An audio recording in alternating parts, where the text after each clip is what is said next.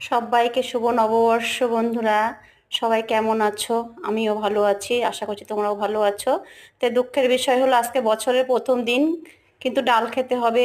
আমার আজকে উপোস, ডাল না খেলে হবে না। তাই দেখো আমি মটরের ডাল, মা দিদাকে দেখেছি এইভাবে রান্না করতে, ভালো লাগতো খেতে।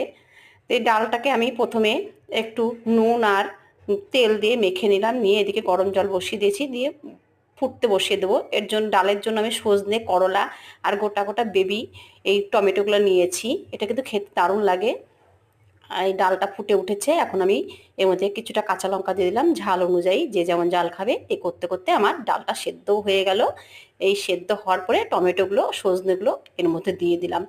আর বাকি থাকলো করলা। করলাটা এদিকে আমি কড়াই বসিয়ে দিয়েছি, তেল গরম করে কড়াইয়ের মধ্যে তেল দিয়ে আমি করলাগুলো লাল লাল করে নুন হলুদ দিয়ে ভেজে তুলে নিয়ে ডালের মধ্যে ছেড়ে দেবো।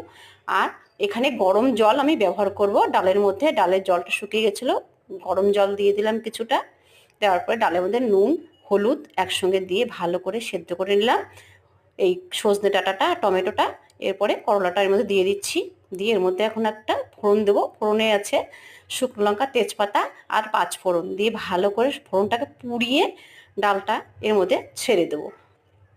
ছেড়ে দিয়ে ফুটে উঠলে স্বাদ অনুযায়ী একটু চিনি দিয়ে নেড়ে চেড়ে নামিয়ে নেব। বন্ধুরা, রেসিপিটা ভালো লাগলে অবশ্যই লাইক কমেন্ট শেয়ার করো আর সাবস্ক্রাইব করে আমার পাশে থেকো। তো আজকে এই পর্যন্তই, এর পরের নেক্সট ভিডিওতে আবার দেখা হবে। ধন্যবাদ।